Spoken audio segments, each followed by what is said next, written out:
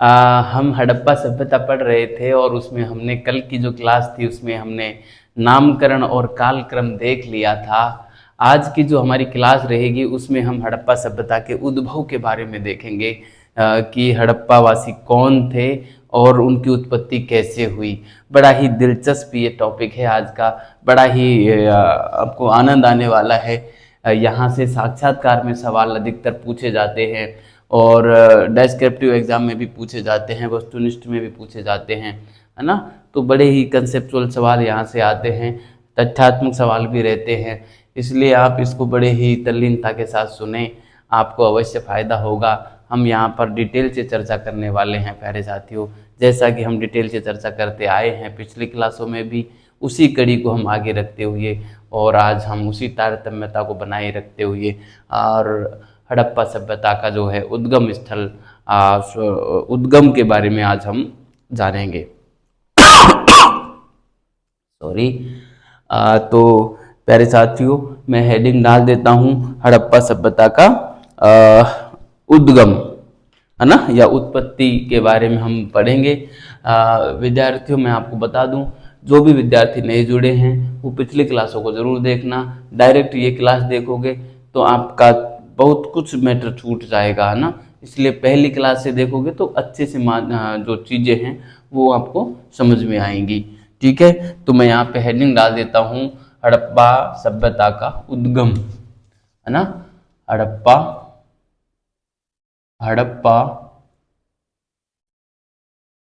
सभ्यता का उद्गम, हड़प्पा सभ्यता का उद्गम।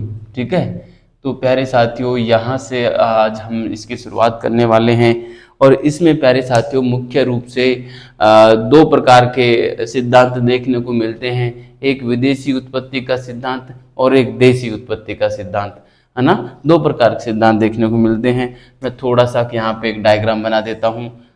एक तो चलता है हमारे यहाँ पे विदेशी उत्पत्ति का सिद्धांत, विदेशी उत्पत्ति का सिद्धांत, है ना।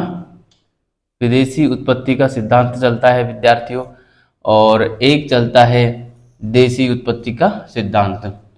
कौन सा चलता है? देशी उत्पत्ति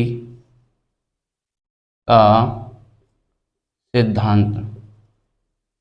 एक चलता है विदेशी उत्पत्ति का सिद्धांत और एक चलता है देशी उत्पत्ति का सिद्धांत, है ना। तो प्यारे साथियों, हाँ, ये जो प्रमुख सिद्धांत हैं इनमें हम बात कर लें तो जो विदेशी उत्पत्ति का सिद्धांत है इसके जो समर्थक थे, मैं यहाँ पे समर्थक लिखना चाहूँगा, समर्थक कौन कौन थे। ठीक है, इनके समर्थक जो थे वो समर्थक कौन कौन थे उसमें मैं आपको बता दूं, एक तो मार्शल थे, जॉन मार्शल थे, एक व्हीलर थे, मार्टिमर व्हीलर थे, है ना, मैके थे। इसके अलावा मैं बात करूं डेल्स महोदय थे, है ना, डेल्स महोदय थे। इसमें आ जाएंगे गार्डन चाइल्ड आ जाएंगे। इसमें हमारे क्रेमर आ जाएंगे, क्रेमर महोदय आ जाएंगे, है ना। ये प्यारे विद्यार्थियों को अच्छे से याद रखना है। इसके अलावा दो ऐसे भारतीय भी हैं जिन्होंने हड़प्पा वासियों को विदेशियों की संतान बताया था, वो हैं एक डीडी कौशाम्बी और एक हैं एचडी सांकलिया साहब। ये दोनों नामों को विशेष रूप से आपको याद रखना है कि ऐसे ऐसे वस्तुनिष्ठ एग्जाम में, ऑब्जेक्टिव एग्जाम में ये सवाल पूछ लिया जाता है कि वो कौन से भारतीय हैं जो हड़प्पा वासियों को विदेशियों की संतान मानते हैं। ठीक है, साक्षात्कार में भी इस प्रकार का सवाल पूछा जा सकता है, ध्यान रखना। देखिए, मैं इसको रेड पेन से लिख रहा हूँ, आप कंफ्यूज ना हो। उसमें हम एक तो लिख देंगे डीडी कौशाम्बी साहब, दामोदर धर्मानंद कौशाम्बी, है ना, डीडी कौशाम्बी, डीडी कौशाम्बी का नाम आ जाएगा और एक नाम आ जाएगा एचडी सांकलिया, है ना,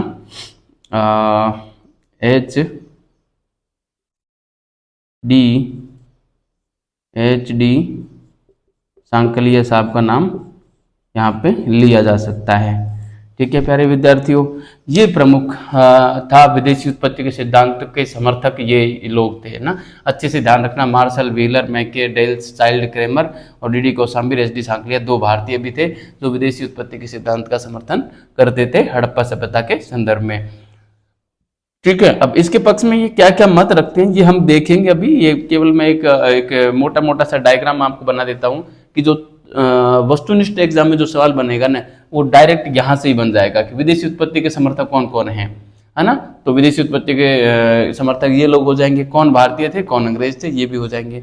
देशी उत्पत्ति के सिद्धांत में प्यारे विद्यार्थियों यहाँ पे हमको 2-3 सिद्धांत देखने को मिलते हैं, 3 सिद्धांत देखने को मिलते हैं, है ना। एक तो मिलता है आर्य उत्पत्ति का सिद्धांत मिलता है ना। कौन सा सिद्धांत मिलता है? एक तो मिलता है आर्य उत्पत्ति का सिद्धांत कि हड़प्पा सभ्यता के निर्माता कौन थे? आर्य थे, है ना। एक मिलता है हमको द्रविड़ लोग कि द्रविड़ लोग जो थे उन्होंने आर्य को बसाया, द्रविड़ लोग यानी द्रविड़ उत्पत्ति का सिद्धांत। और तीसरी बात जो हमको यहाँ पे मिल जाती है वो ये मिलती है कि ये विभिन्न जो संस्कृतियाँ थी, विभिन्न ग्रामीण संस्कृतियों का विकसित रूप थी, है ना। तो यहाँ पे हम लिखें कि विभिन्न संस्कृतियों का विकसित रूप की बात हम यहाँ पे लिख सकते हैं।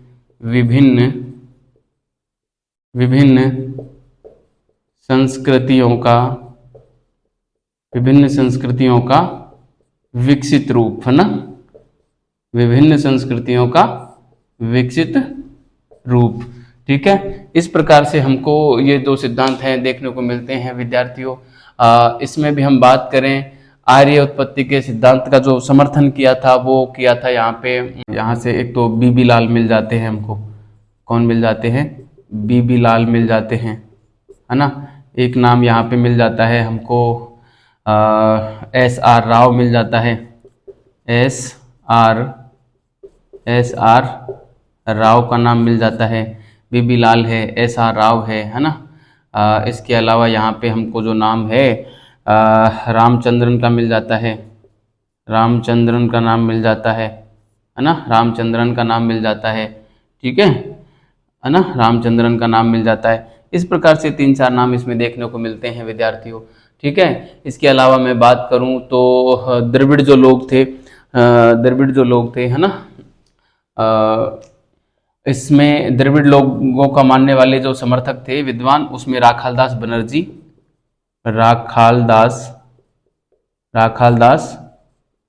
बनर्जी और सुनीति कुमार चटर्जी, है ना।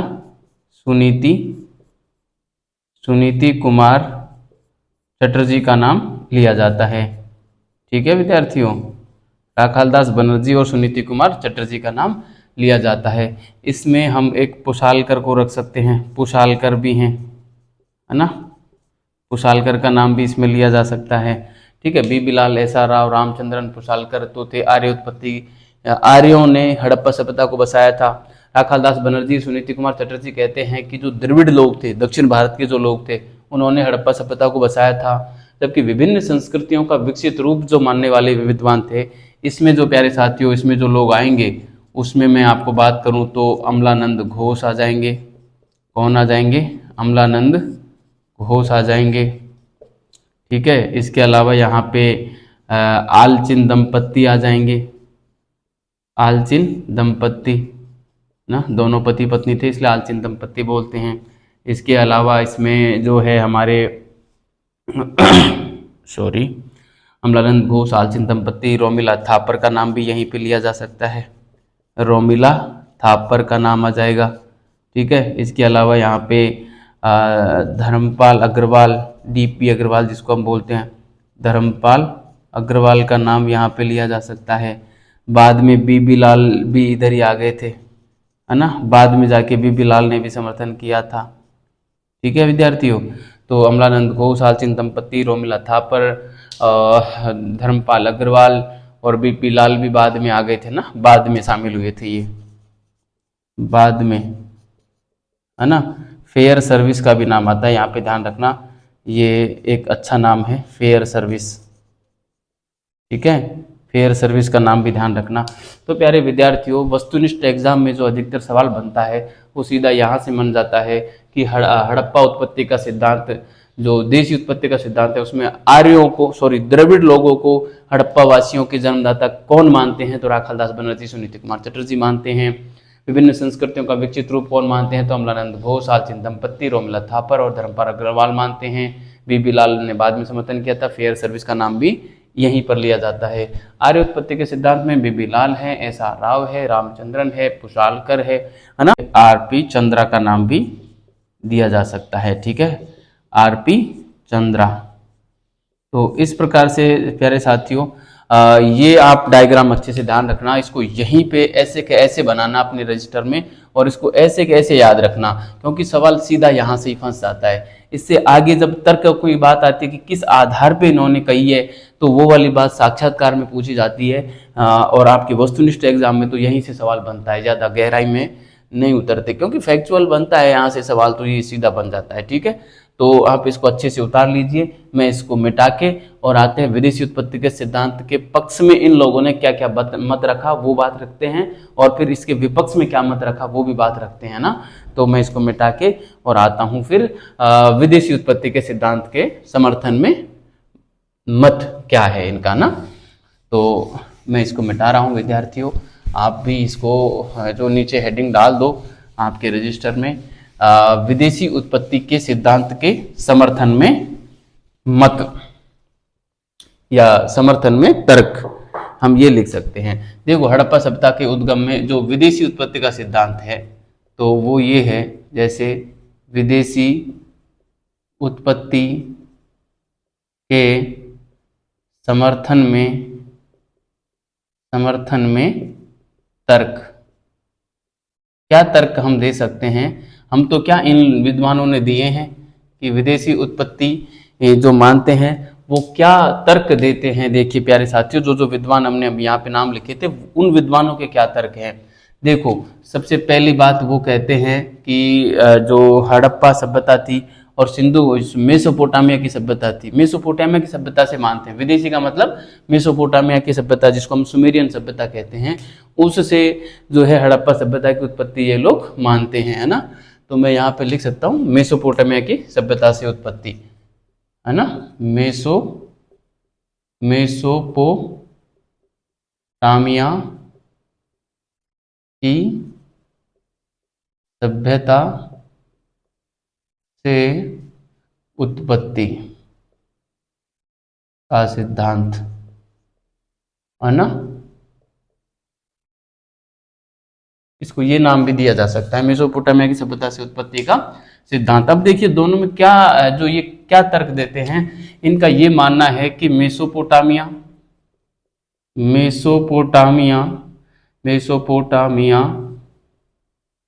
व हड़प्पा सभ्यता दोनों ही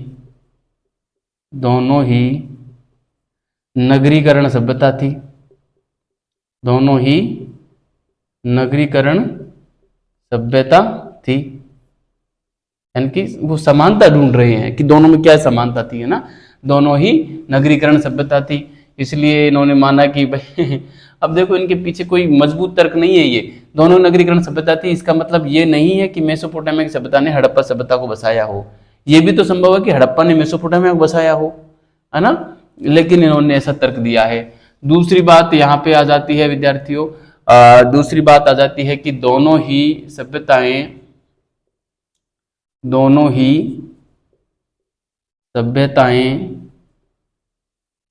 कांस्य प्रधान थी, है ना, यानी कांस्य को केंद्र में लिए हुए थी, कांस्य प्रधान थी, वह लोहे से अनभिज्ञ थी, वह लोहे से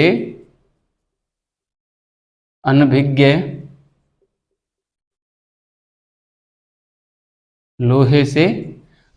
थी। दोनों ही जो सभ्यताएं थी वो कांस्य को प्रधान में लिए हुए थी, कांस्य को अपने केंद्र में लिए हुए थी, और लोहे से दोनों ही सभ्यताएं अनभिज्ञ थी।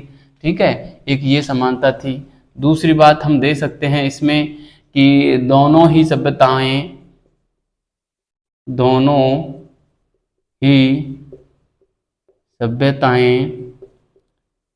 लिपि से परिचित थी, लिपि से परिचित थी। अब बताओ, लिपि से परिचित होने का तात्पर्य ये थोड़ी ना है कि मेसोपोटामिया में आके हड़प्पा को बसा दिया गया हो। क्या तर्क है इसके पीछे? लेकिन दे रहे हैं साहब ये लोग, और हमको पढ़ना पड़ रहा है ना, क्योंकि परीक्षा में पूछा जाता है तो हमको तो परीक्षा पास करनी है ना, तो हमको तो पढ़ना ही पड़ेगा, कोई इलाज ही नहीं है। इसके अलावा ये लोग तर्क देते हैं कि दोनों सभ्यताओं में आपस में व्यापार होता था, है ना, दोनों सभ्यताएं आपस में व्यापार करती थी, व्यापार करती थी, दोनों सभ्यताएं आपस में व्यापार करती थी, एक ये विशेषता थी। इसके अलावा हम लिख सकते हैं कि दोनों में मूर्ति पूजा के साक्ष्य मिलते हैं, दोनों में ही, है ना। तो यहाँ पे हम लिख सकते हैं दोनों में मूर्ति पूजा के साक्ष्य मिलते हैं, दोनों में मूर्ति पूजा के साक्ष्य मिलते हैं। ठीक है। इसके अलावा और हम इसमें क्या लिख सकते हैं प्यारे साथियों? लिपि वाली बात लिख ली हमने, मूर्ति पूजा की लिख ली, है ना। और हाँ, दोनों में जो है नाली व्यवस्था दोनों में ही थी, है ना, दोनों में नाली व्यवस्था प्रचलन में थी, नाली व्यवस्था प्रचलन में थी, दोनों में ही नाली व्यवस्था प्रचलन में थी। देखो, इसके विपक्ष में हम क्या मत रख सकते हैं ना, इसके विपक्ष में जो है हम क्या मत रख सकते हैं? तो प्यारे साथियों, मैं यहाँ पे लिखना चाहूँगा इस मत के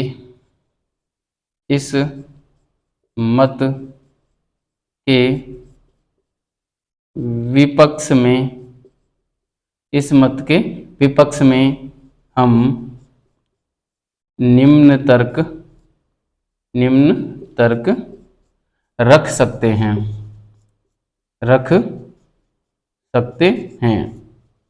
है ना। क्या मत रख सकते हैं? देखिए दोनों जो सभ्यताएं थी, दोनों में क्या डिफरेंस था, वो हम एक टेबल के माध्यम से यहाँ पे समझने का प्रयास करेंगे। मैं यहाँ पे एक टेबल सा बना देता हूँ। जैसे ये तो हो गई हमारी हड़प्पा सभ्यता। यहाँ पे मैं लिख देता हूँ मेसोपोटामिया की सभ्यता,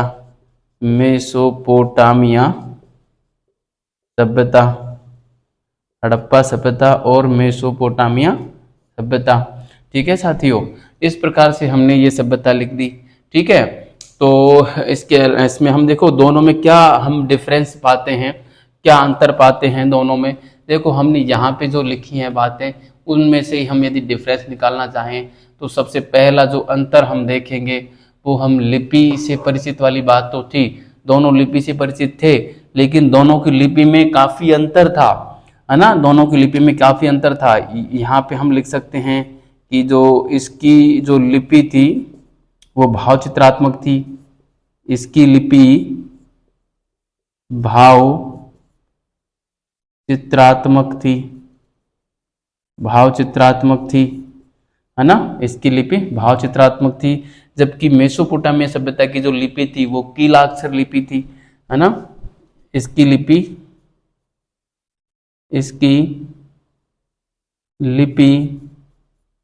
कीलाक्षर लिपि थी, है ना, कीलाक्षर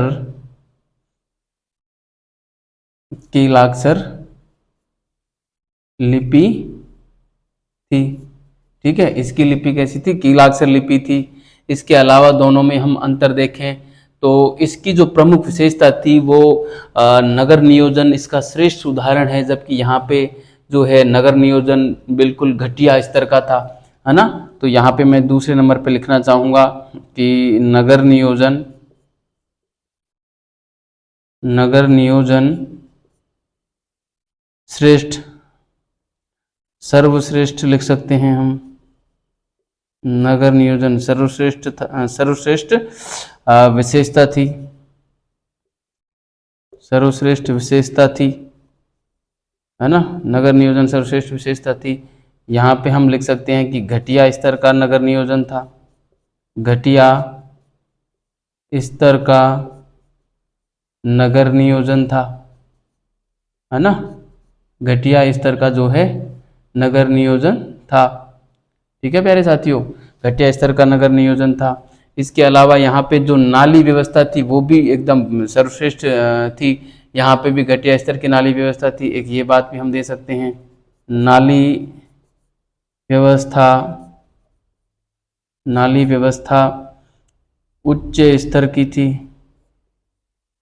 उच्च स्तर की थी, नाली व्यवस्था उच्च स्तर की थी।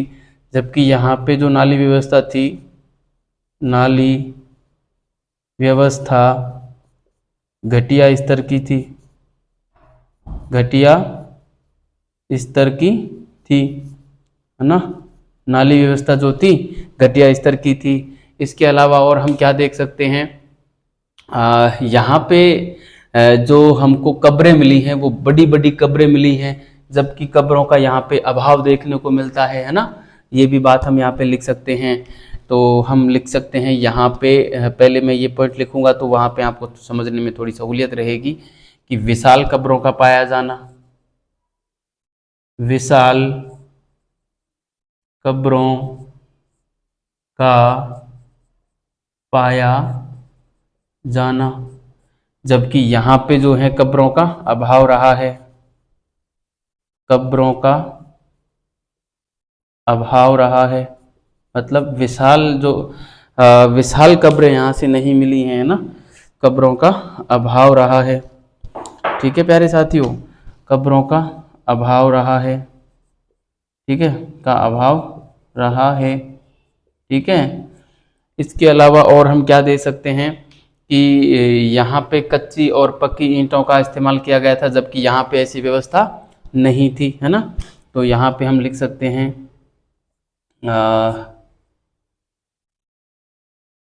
कच्ची व पक्की ईंटों का प्रयोग किया जाना, जबकि यहाँ पे इसका अभाव रहा है, जबकि यहाँ इसका अभाव रहा है, जबकि यहाँ पे इसका अभाव रहा है। ठीक है प्यारे साथियों, तो इस प्रकार से जो है हम इसमें जो प्रमुख विशेषताएं इस प्रकार से देखते हैं कि 5 पॉइंट शायद हो गए, 1 2 3 4 5 अंतर कर दिए, इतने काफ़ी हैं आपको समझने के लिए। सॉरी, अभी जुकाम ठीक नहीं हुआ है, लेकिन क्या करें, क्लास तो लेनी है ही है। ठीक है, ठीक है प्यारे साथियों, तो इस प्रकार से आपने ये अंतर देख लिया कि इसमें प्रमुख अंतर क्या था। और इस जो विदेशी उत्पत्ति का जो सिद्धांत है उसको हम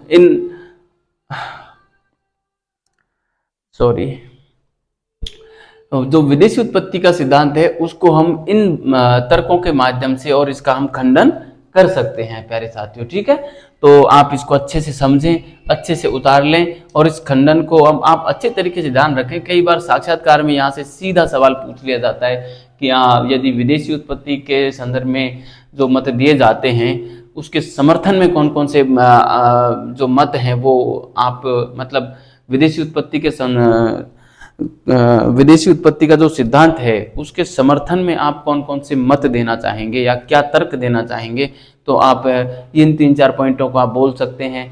और यदि खंडन का पूछे कि विदेशी उत्पत्ति के विपक्ष में आप कौन से तर्क देना चाहेंगे, तो इस प्रकार से दोनों के मध्य आप जो है एक अंतर को पाते हैं ना, इस प्रकार से अंतर आप बता सकते हैं वहां पे। ठीक है, तो अब हम आते हैं दूसरे सिद्धांत पे, देशी उत्पत्ति के सिद्धांत के, देशी उत्पत्ति के समर्थन में तर्क। ठीक है विद्यार्थियों, तो मैं इसको मिटा देता हूं और हम आते हैं दूसरे सिद्धांत पे, है ना। दूसरा जो सिद्धांत है वो है देशी उत्पत्ति का सिद्धांत। ठीक है, उस पे आप आइए सीधा और उसकी हम बात करते हैं देशी उत्पत्ति के सिद्धांत की, कि क्या है देशी उत्पत्ति का सिद्धांत। ठीक है, हम हेडिंग जमा देते हैं देशी उत्पत्ति का सिद्धांत, बी नंबर डाल देते हैं और हम यहाँ पे डालें देशी उत्पत्ति का सिद्धांत। देशी उत्पत्ति का सिद्धांत, इसमें भी हमने 3 सिद्धांत देखे थे विद्यार्थियों। इसमें से जो पहला सिद्धांत था वो आर्य उत्पत्ति का सिद्धांत हम यहाँ पे लिखते हैं, आर्य उत्पत्ति का सिद्धांत, है ना, आर्य उत्पत्ति का सिद्धांत। आर्य उत्पत्ति का सिद्धांत क्या है साथियों? आर्य उत्पत्ति का सिद्धांत है कि जो हमारा ऋग्वेद है उसमें एक शब्द चलता है असुर। तो आरपी चंद्रा और पुशालकर का मानना है कि जो ऋग्वेद में जो असुर शब्द चलता है वो असुर शब्द इन्हीं के लिए आया है कि जो असुर थे उन्होंने ही, जो आर्यों के जो एक असुर थे जिनका ऋग्वेद में उल्लेख आया है, उन असुरों ने ही और हड़प्पा सभ्यता को बसाया था, है ना। तो इसमें आर्य उत्पत्ति के सिद्धांत में आरपी चंद्रा और पुशालकर के अनुसार हम लिखेंगे आरपी चंद्रा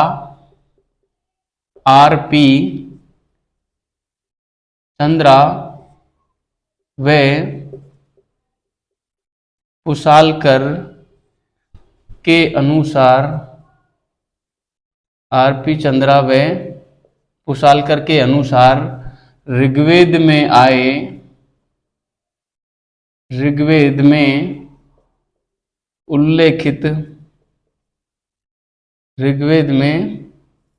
उल्लेखित शब्द असुर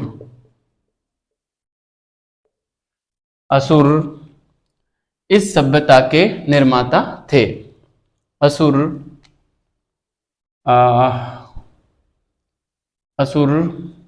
इस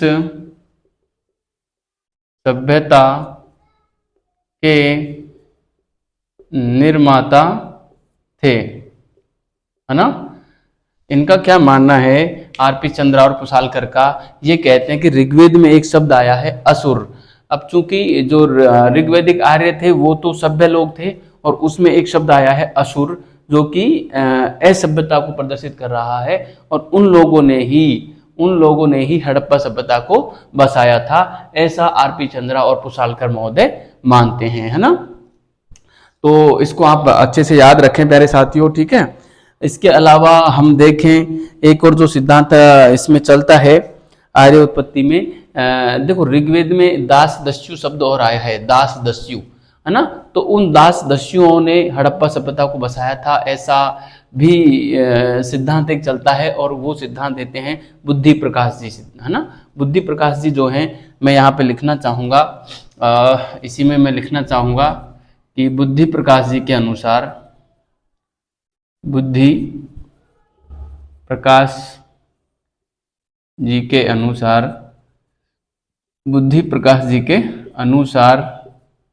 ऋग्वेद में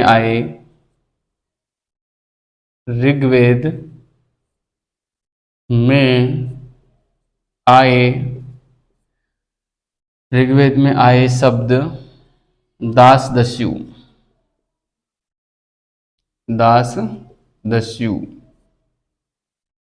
दस्युओं द्वारा इस सभ्यता को, यानी कि हड़प्पा सभ्यता को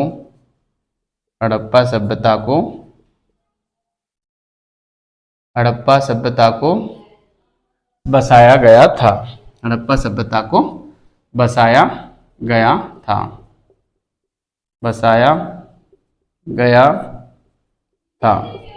है ना। तो इस प्रकार की बात जो है बुद्धि प्रकाश जी कहते हैं कि ऋग्वेद में आए दास दस्युओं द्वारा हड़प्पा सभ्यता को बसाया गया था, ठीक है। तो ये एक सिद्धांत ये हो गया आर्य उत्पत्ति का। अब देखो इनके पीछे कोई प्रबल तर्क ही नहीं है कि कि ऋग्वेद में असुर शब्द का उल्लेख है तो उन्होंने है जो हड़प्पा सभ्यता को बसाया होगा, क्या प्रामाणिकता है इसकी? हाँ, कि असुर शब्द का उल्लेख ऋग्वेद में आया है। अब ये देखो, ये तर्क देते हैं कि ऋग्वेद में जो आर्य थे, आर्य तो सभ्य थे और असुर जो शब्द है वो असभ्यता को प्रदर्शित कर रहा है। तो ये जबरदस्ती उनको इस प्रकार से एक अलग वर्ग के रूप में देखकर और ये मानते हैं कि ये असुर थे, असभ्य थे, असभ्यों ने हड़प्पा सभ्यता को बसाया था, है ना।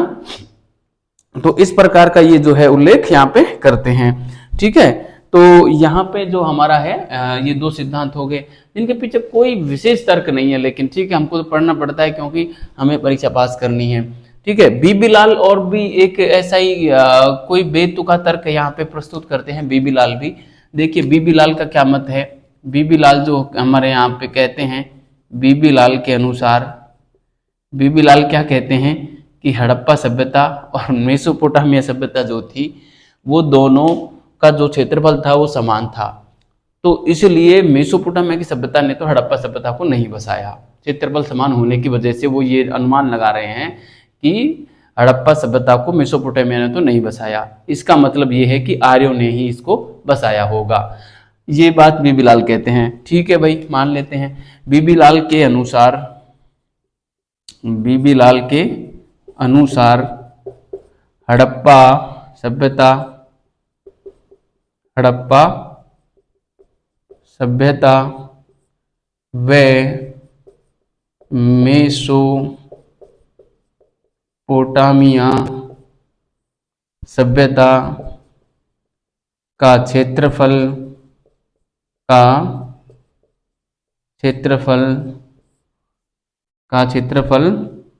समान था, का क्षेत्रफल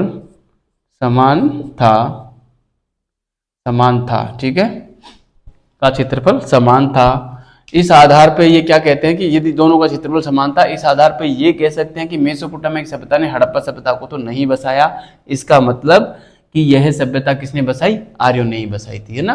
तो ये बात मैं लिखूंगा नहीं, आप एक हल्का सा संकेत के रूप में ध्यान रखिए कि ऐसी बात बीबी लाल ने कही थी, ठीक है। तो ये हमारे जो आर्य उत्पत्ति के सिद्धांत थे इसके पक्ष में ये मत रखे जाते हैं, है ना, जिनमें मुझे तो खुद इसको इतना ज्यादा प्रामाणिकता नजर नहीं आती।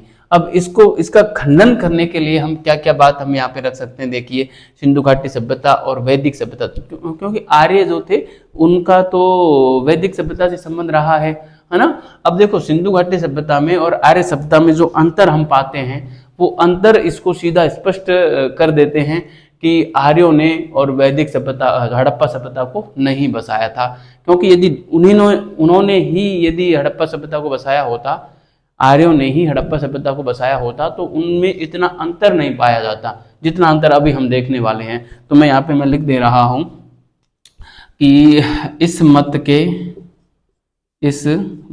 के विपक्ष में हम निम्नलिखित तर्क दे सकते हैं, हम निम्नलिखित तर्क दे सकते हैं, है ना, हम निम्नलिखित तर्क दे सकते हैं। तो देखिए प्यारे साथियों, क्या क्या तर्क हम दे सकते हैं, ठीक है। तो क्या क्या दे सकते हैं, तो उसमें हम देखो दोनों में हम डिफरेंस देखेंगे कि आखिर अंतर क्या है। तो मैं यहाँ पे लिख दे रहा हूं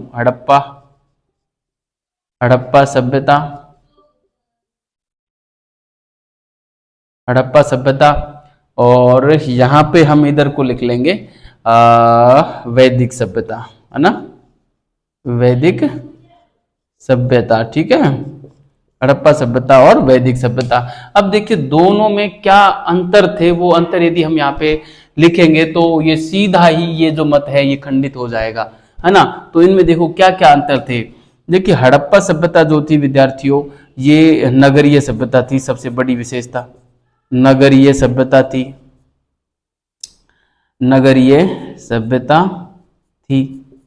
है ना, नगरीय सभ्यता थी। वहीं यह ग्रामीण सभ्यता थी,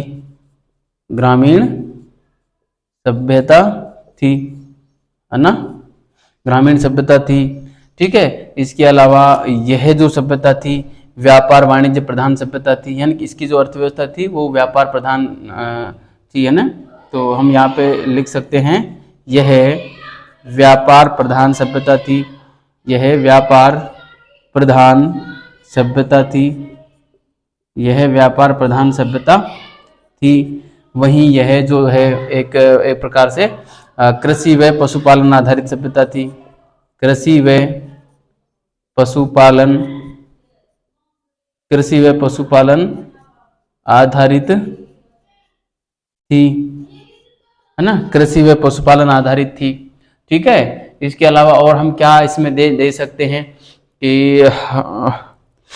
यहाँ पे तो मूर्ति पूजा के साक्ष्य मिलते हैं, यहाँ पे मूर्ति पूजा नहीं मिलती, है ना। मूर्ति पूजा के साक्ष्य मिलते हैं, मूर्ति पूजा होती थी, है ना, मूर्ति पूजा नहीं होती थी, मूर्ति पूजा नहीं होती थी, नहीं होती थी, है ना।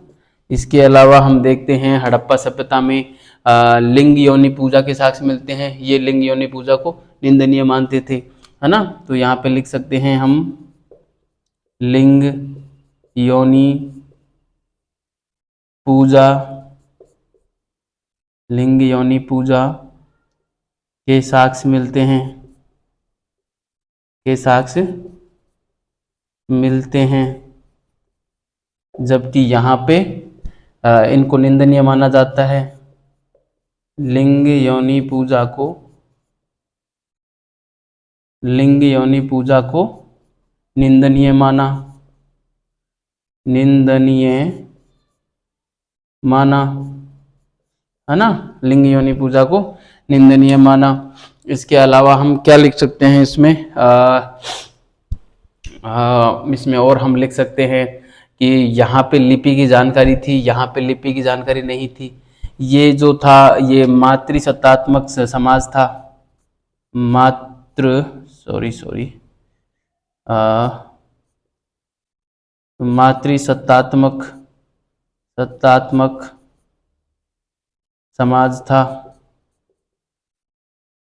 जबकि यह पितृसत्तात्मक समाज था, पितृसत्तात्मक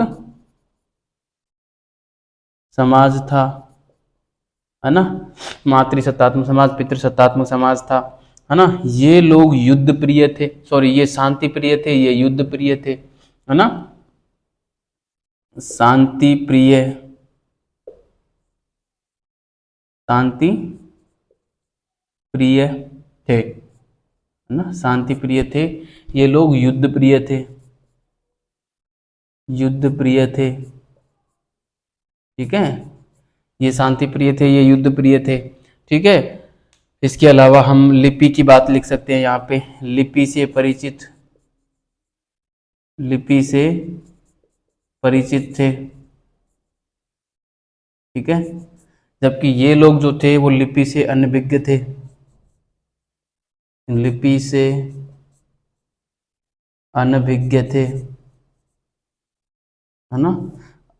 अब देखिए यहाँ पे कई लोग कंफ्यूजन पैदा करते हैं कि क्या वास्तव में वैदिक सभ्यता वाले लिपि से अनभिज्ञ थे।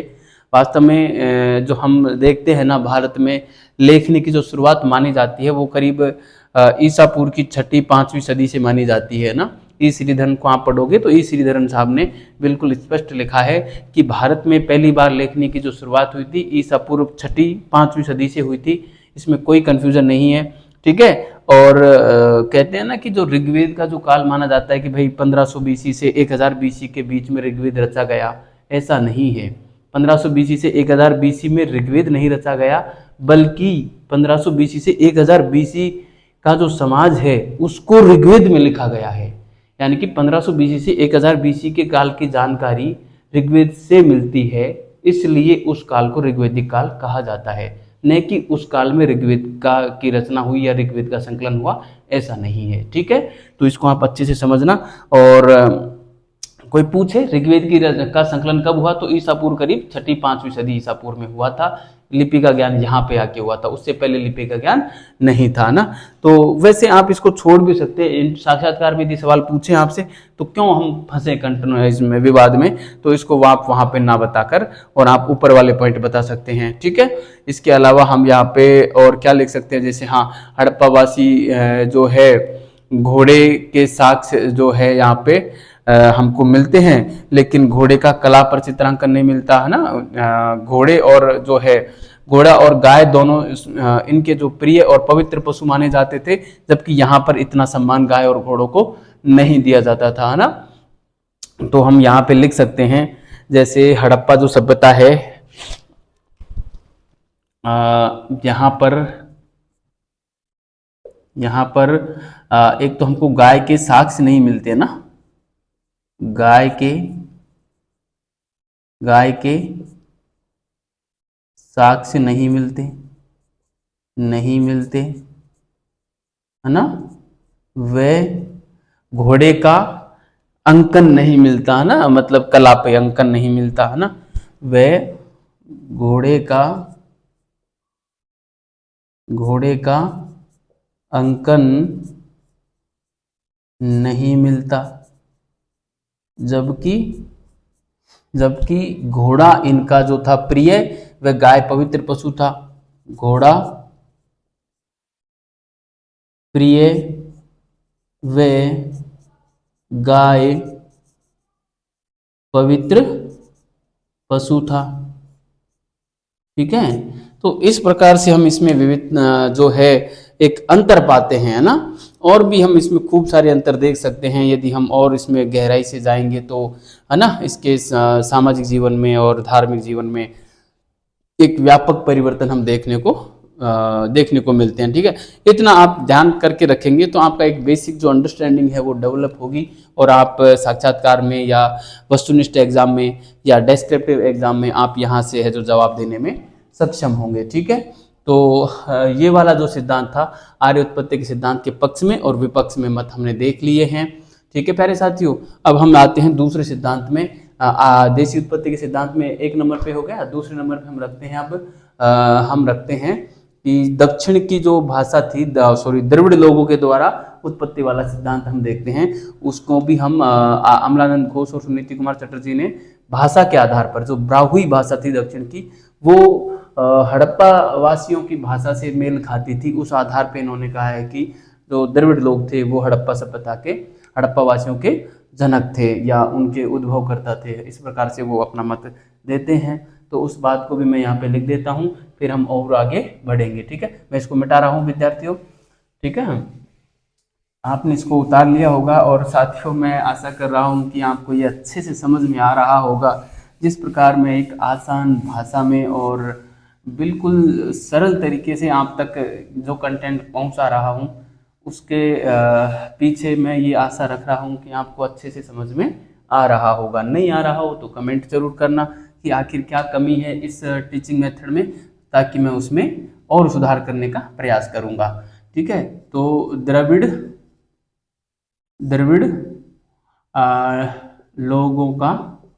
लोगों द्वारा उत्पत्ति का सिद्धांत, इसमें क्या सिद्धांत है, अमलानंद घोष और सुनीति कुमार चटर्जी के अनुसार, मैं सीधा लिख देता हूँ, मैंने अभी बोल के सुनाया था वही बात है, इसमें ज़्यादा कुछ है नहीं, तो यहाँ पे लिख देता हूँ मैं, अमलानंद घोष व सुनीति कुमार चटर्जी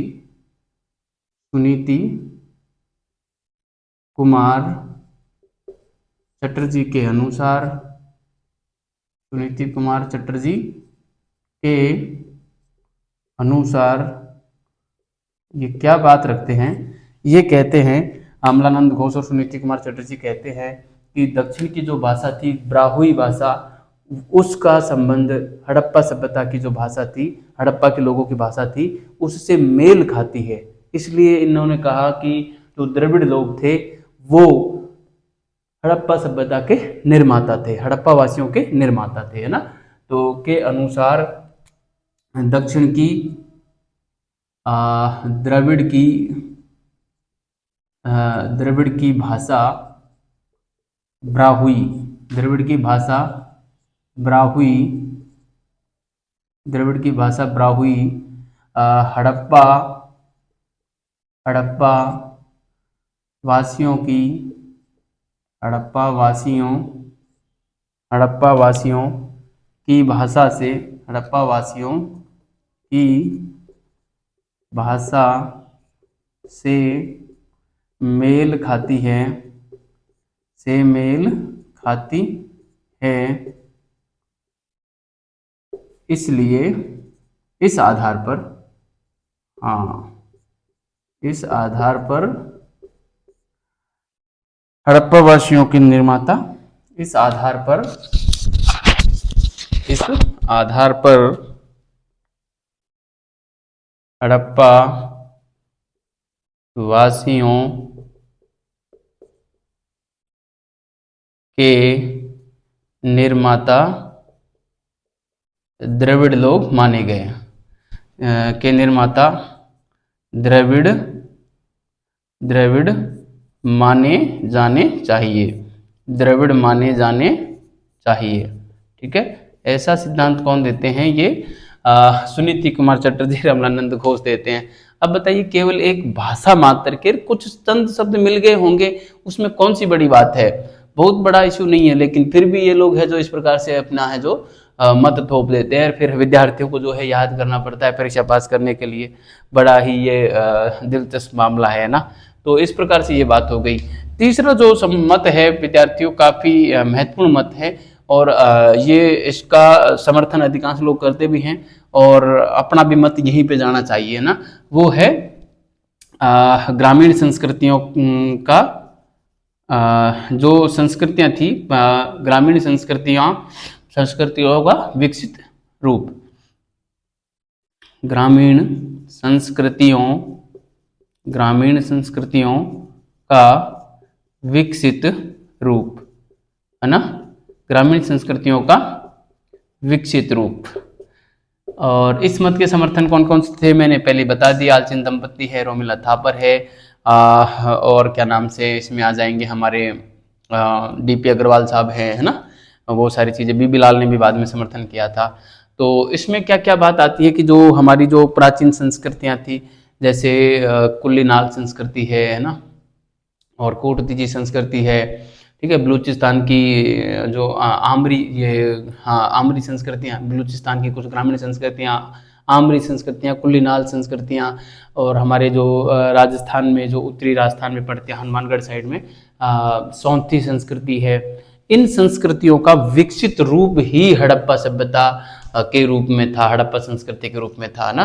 तो यही बात इसमें आएगी, और ये काफी सर्वमान्य मत भी माना जाता है। ठीक है, तो हम इसमें लिखेंगे कि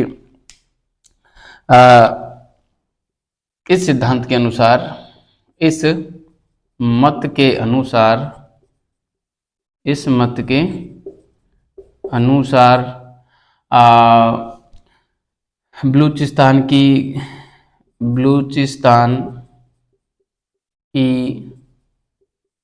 ग्रामीण संस्कृतियाँ,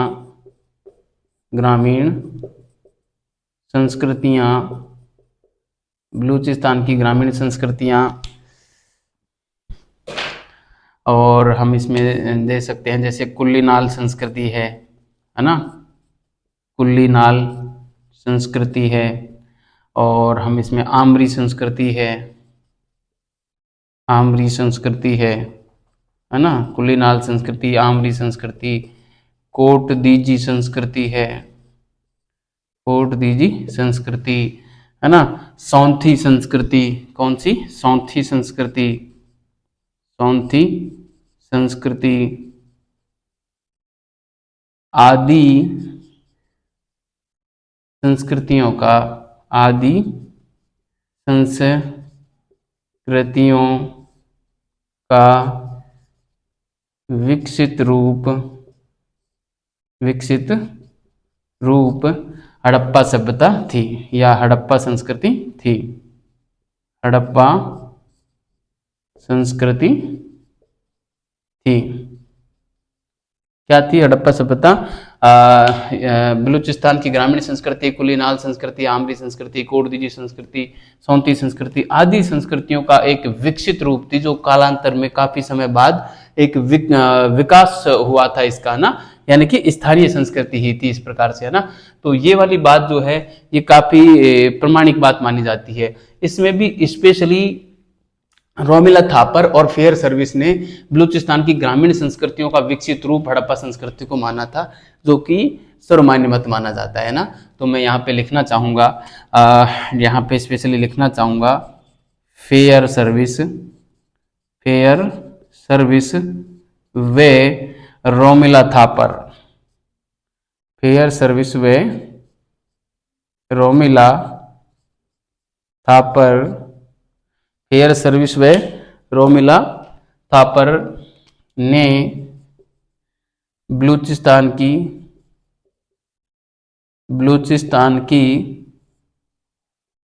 ग्रामीण संस्कृति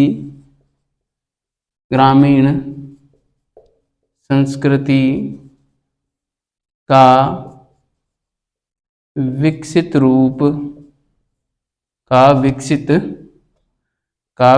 रूप हड़प्पा सभ्यता को माना, हड़प्पा सभ्यता को माना, है ना, हड़प्पा सभ्यता को माना। यही सर्वमान्य मत माना जाता है, यही सर्वमान्य मत माना जाता है। ठीक है साथियों, तो इस प्रकार से हम इसका जवाब दे सकते हैं कि सर्वमान्य मत कौन सा है। ये ग्रामीण संस्कृति का विकसित रूप थी, यह सर्वमान्य मत है, क्योंकि इतने व्यवस्थित तरीके से कोई संस्कृति विदेशों से आकर नहीं बच सकती। इसके पीछे प्रबल मत तो ये भी है ना भाई, कोई भी संस्कृति विदेशों से आके और यहाँ पे इतना जबरदस्त तरीके से कैसे बच सकती है।